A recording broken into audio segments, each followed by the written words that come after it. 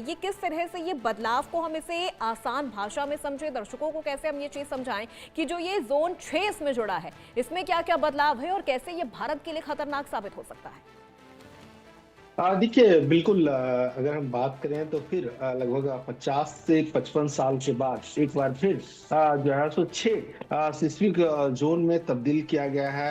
एक जोन पहले नहीं था, उसको भी जोड़ा गया है। कहने का मतलब ये है कि जो हमारा ऊपरी हिस्सा है, लगातार हम देखते हैं कि इन दिनों अगर बीते 6 महीने में देखें तो लगातार भूकंप के झटके महसूस किए गए, आसपास एपिसेंटर रहा है। तो ऐसे में अब वैज्ञानिक तरीके से जो एपिसेंटर है उसका मूल्यांकन किया गया। साथ ही साथ जो तमाम हमारे फॉल्ट्स हैं उस फॉल्ट का मूल्यांकन किया गया। उसके बाद अगर हम बात करें कि वहां की मिट्टी क्या है, किस तरह की है, इन सारी चीजों को देखते हुए साइंटिफिक तरीके से एक हम कहें तो भूकंप मैप तैयार किया गया, जिसमें 6 जोन कर दिया है। एक्चुअली अब तक हुआ क्या रहता था कि एक जोन को पहले ही हटा दिया गया था और उसको शून्य जोन में कहा गया था। कहने का मतलब है कि उन जोन में लोगों को प्रॉब्लम नहीं हो सकती, उन्हें कोई खतरा नहीं था। लेकिन अब ऐसा नहीं है। अब आप देखिए कि अरुणाचल प्रदेश से लेकर के जम्मू कश्मीर तक जो पूरा ये ऊपरी हिस्सा है हमारे भारत का, जी। अब इसको सिस्मिक जोन 6 में रखा गया है। और इसका असर ये देखने को मिलेगा कि अब भारत का जो 61 मतलब 61% हिस्सा है वो भूकंप के खतरे की जोन में आ जाएगा, जिसकी वजह से लोगों को बहुत ज्यादा नुकसान झेलना पड़ता है, पड़ सकता है। और इसका अगर हम पॉजिटिव देखें तो पॉजिटिव ये है कि जो सिस्मिक जोन 5 में पड़ता था वो सिस्मिक जोन में 6 में आ गया। हालांकि दिल्ली और एनसीआर का क्षेत्र अभी भी सिस्मिक जोन 4 में है।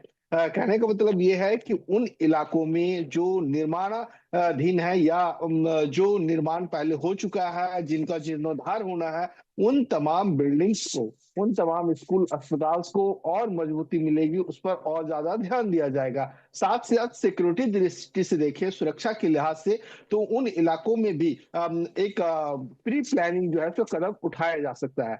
कहने का मतलब ये है कि अगर हम देखें पंजाब का कुछ एरिया, हरियाणा का कुछ एरिया और वहीं आपका यूपी का 2 ऐसे शहर है, सहारनपुर, ये सब एरिया जो है सो सिस्मिक जोन 6 में किया गया है।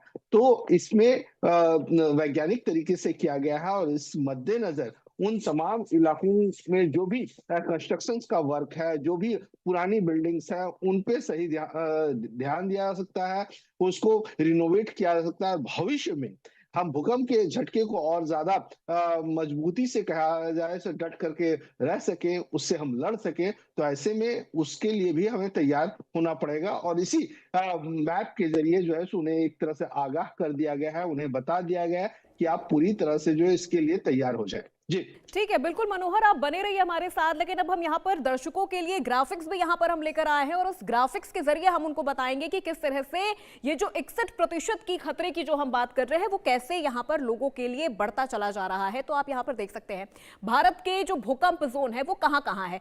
सबसे पहले अगर हम जोन 2 की बात करें तो खतरा बहुत कम है, क्योंकि यहाँ पर जो भूमि प्रतिशत की बात करें वो 11% है और ये दक्षिण भारत के कुछ हिस्सों के बारे में हम यहाँ पर बता रहे हैं। इसके अलावा अगर हम जोन 3 की बात करते हैं तो यहाँ पे खतरा मध्यम है, यानी एवरेज है। भूमि प्रतिशत जो की है वो है यहाँ पर 30, और कहां पर ये है, ये मध्य भारत की हम बात कर रहे हैं। इसके बाद अब हम बात करते हैं जोन 4 की, जो कि खतरा जो है वो उच्च है, यानी एवरेज से ज्यादा खतरा है। उसके बाद जो भूमि प्रतिशत है वो 18 है और ये वो इलाके हैं दिल्ली, मुंबई जैसे बड़े शहर, मेट्रो सिटीज। जोन 5 की अब हम बात करते हैं तो यहां पर खतरा बहुत ज्यादा है, यानी बहुत उच्च है, और ये भूमि प्रतिशत है 11। गुजरात का कक्ष, आपको याद होगा गुजरात का ये वही कक्ष है जहां पहले भी भूकंप के कई झटके हमने देखे हैं, पूर्वोत्तर राज्यों की बात कर ले। उसके बाद जोन 6 जो कि इसमें ऐड हुआ है अभी नया, सबसे ऊंचा ये खतरा है। यहां पर पूरा हिमालय, यानी 7 सिस्टर से लेकर जम्मू कश्मीर से अरुणाचल प्रदेश तक जो कि खतरा है वो यहां पर बढ़ चुका है। तो ये ग्राफिक्स आप एक बार फिर से देख लीजिए और इसे समझ लीजिए कि किस तरह से भारत के जो भूकंप जोन है उनमें कितनी ज्यादा वृद्धि हुई है। 61% की जो हम बात कर रहे हैं वो यहां पर बढ़ गया है, जो कि नया भारत का भूकंप मैप है। ये कहीं ना कहीं दर्शा रहा है कि किस तरह से भारत में जो भूकंप का खतरा है वो बढ़ चुका है। अब हम बात करते हैं हिमालय को जोन 6 में क्यों डाला गया है। हिमाचल के जो नीचे के जो इलाके हैं, इंडियन प्लेट और यूरेशियम प्लेट हैं, इस वजह से इसे जोन 6 में डाला गया है, क्योंकि यहां पर जो खतरा है वो ज्यादा बढ़ चुका है। दोनों प्लेट्स आपस में टकरा रही हैं। इस वजह से इसे जोन 6 में डाला गया है। और कई वजह हैं, कई जगह प्लेट्स लॉक हो चुकी हैं और वो हिल नहीं पा रही हैं, यानी जो प्लेट्स हैं वो लॉक हो चुकी हैं और लॉक होने की वजह से ज्यादा ताकत जमा हो रही है। इस वजह से यहां पर जो खतरे हैं वो ज्यादा बढ़ चुके हैं। लॉक खुला तो 8 या उससे ज्यादा तीव्रता के भूकंप का खतरा है, यानी रिक्टर स्केल पर अगर हम भूकंप की बात करें तो वो 8 रिक्टर स्केल हो सकता है। हिमालय में अगला बड़ा भूकंप कहीं भी आ सकता है। बीआईएस ने इसीलिए पूरे हिमालय को एक ही जोन यानी 6 में डाला है। सिस्मिक जोनेशन जो यहां पर किया गया है, हिमाचल के नीचे इंडियन प्लेट और यूरेशियन प्लेट है। हमारे सहयोगी मनोहर लगातार हमारे साथ बने हुए हैं।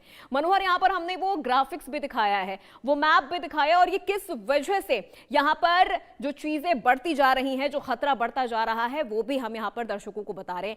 61% की बढ़ोतरी हो रही है। कश्मीर से लेकर अरुणाचल प्रदेश, 7 सिस्टर्स भी हैं और इसी वजह से इसे जोन 6 में रखा गया है। देखिए, बिल्कुल आपने ये सही कहा। अब तक अगर हम देखें तो पहले 59% भारत का जो हिस्सा था वो भूकंप के जो है सो एरिया में आता था।